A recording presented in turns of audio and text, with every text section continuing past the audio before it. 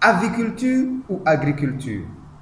Dans cette vidéo, je vais vous montrer laquelle de ces deux activités est la plus lucrative et la plus simple à exercer.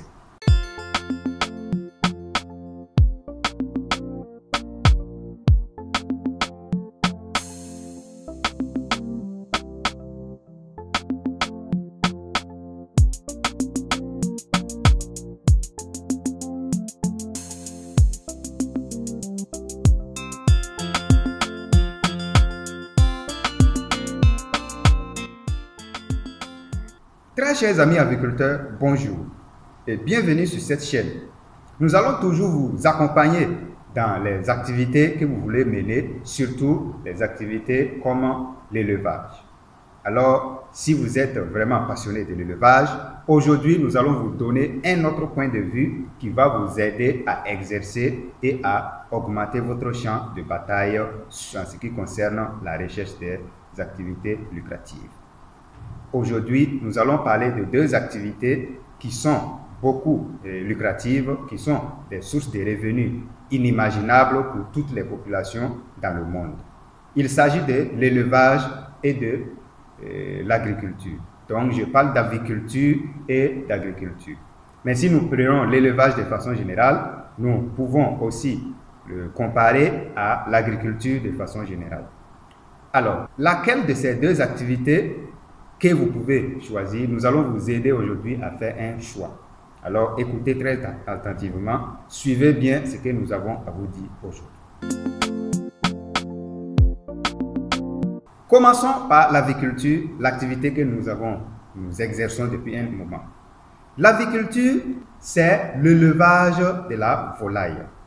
Son but principal ici, c'est d'élever différents types d'oiseaux domestiques, voilà, pour fournir des œufs et de la viande et tout cela pour enfin commercialiser et avoir de l'argent. Donc, ça veut dire en quelque sorte, nous faisons l'agriculture ou l'élevage dans le but d'avoir des sources de revenus.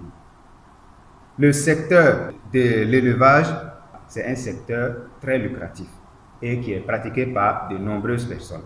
Aujourd'hui, il est très important ici de savoir que tout type d'élevage a un minimum de fonds qu'il faut, de démarrage possible. Et il se trouve que l'aviculture est le plus simple, voilà, qui puisse s'offrir à ceux qui ont vraiment un budget serré. Mais il faut noter que c'est un secteur qui est en train d'être modernisé, qui est même déjà modernisé, ce qui fait que nous pouvons faire l'élevage à grande échelle aujourd'hui. Donc l'élevage à petite échelle était dans les temps passés. Maintenant, grâce à l'évolution, grâce à la modernisation, désormais un aviculteur peut se permettre de produire 1000 poussins, 2000 poussins, 5000 poussins, 10 000 poussins ou plus. Et ce qui leur permet en même temps d'avoir beaucoup plus de revenus par rapport à ceux qui pratiquent l'élevage à petite ou moyenne échelle. Vous voyez, donc c'est une activité vraiment lucrative. Et lorsque nous produisons la chair, cette même chair peut nous produire des œufs.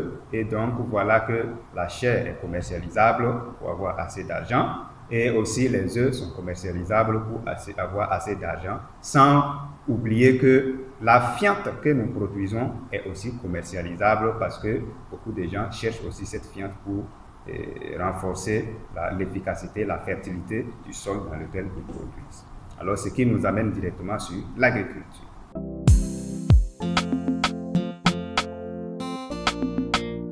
Alors, il faut savoir que l'agriculture, c'est un ensemble de travaux dont le sol fait l'objet en vue d'une production végétale. Ça, c'est de façon étymologique. Alors, il faut savoir que son objectif ici est de répondre aux besoins des populations.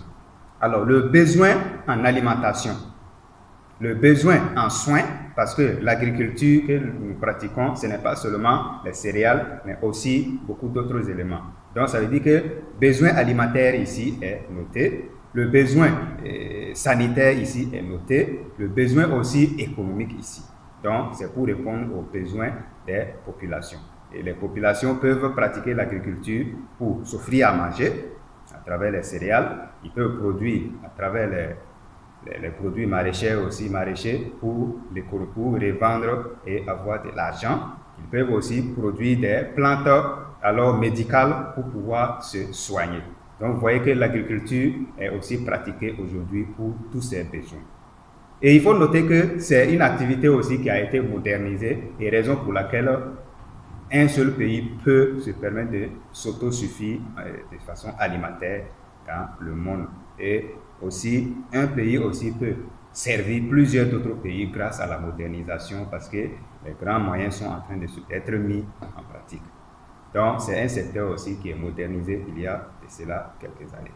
Donc, très chers amis agriculteurs, vous voyez que l'agriculture, c'est aussi une activité très lucrative. C'est à vous de savoir maintenant comment commencer et avec quel budget vous devrez commencer. À présent, nous allons maintenant faire le choix.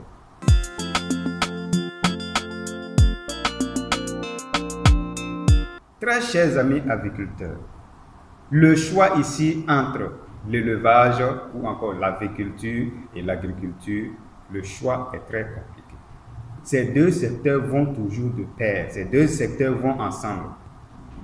J'allais dire que celui qui choisit de faire l'aviculture, à la longue, si effectivement la personne veut innover, ne peut pas oublier l'agriculture. La même chose, celui qui veut avancer dans l'agriculture a forcément besoin de pratiquer l'élevage, même si ce n'est pas l'agriculture. Donc l'aviculture, nous qui avons commencé l'aviculture, nous avons besoin de produire nous-mêmes l'aliment. Et l'aliment de nos volailles, nous tirons cet aliment-là de l'agriculture, à travers les céréales que nous utilisons comme les sources d'énergie, à travers les autres éléments que nous produisons comme source de protéines. Alors tout ça, c'est issu de l'agriculture. Donc celui qui ne pratique pas l'agriculture et il se met à chaque fois aller acheter, aura considérablement perdu. Donc voilà pourquoi l'aviculture, lorsque vous voulez vraiment avancer et innover, vous ne pouvez pas oublier l'agriculture. Tous les deux vont ensemble parce que lorsque vous produisez de la chair, vous pouvez la commercialiser bien sûr, mais vos oiseaux ou vos animaux qui vont déféquer, c'est-à-dire produire des déchets, ces déchets peuvent être servis pour aller renforcer la fertilité de votre champ.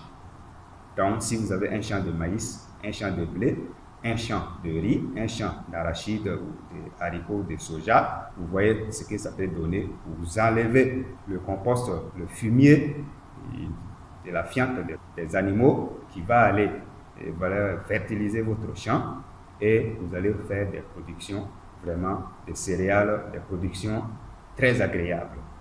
Celui-là aussi qui pratique l'agriculture, vous allez constater que la même personne va produire l'agriculture, ces céréales et qui vont être transformées pour l'aliment des animaux. Et ces céréales aussi, les feuilles, les tiges vont aussi être utilisées pour la consommation des animaux quand il s'agit des ruminants.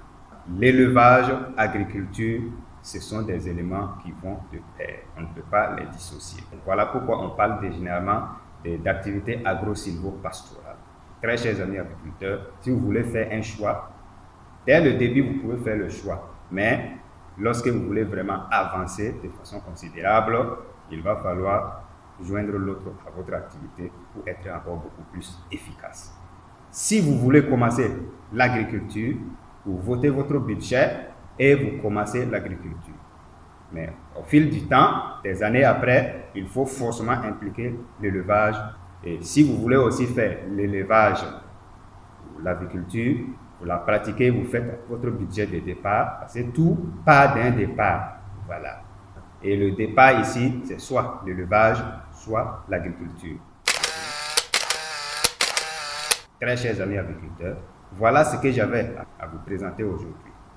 Si vous avez vraiment l'intention de commencer, je vous conseille de commencer dès maintenant et innover. Merci de m'avoir suivi et à très bientôt pour d'autres numéros. Je vous aime bien.